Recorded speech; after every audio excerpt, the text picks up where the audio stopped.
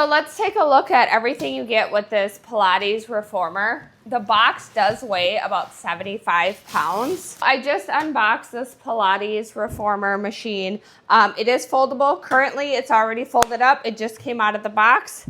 You're gonna get the footrest here that you're gonna attach. You will get the shoulder rest that go behind. They actually go right in here. The shoulder pads, you'll get 2 of those.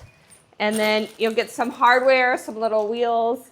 This will be the hardware bag here. And then 2 more little pads. Tucked underneath behind it will be the headrest. You will just unfold it. There will be a strap that you'll have to cut, like a zip tie.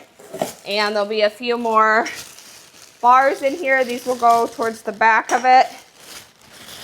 And some straps for pulling.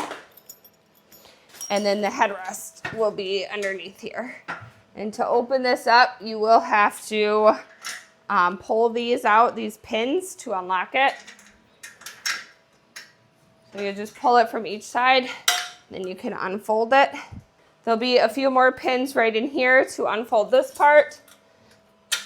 You just pull these right out of the little sides here. You can open this up. Here's the headrest. You will need scissors to undo the zip tie. Cut it.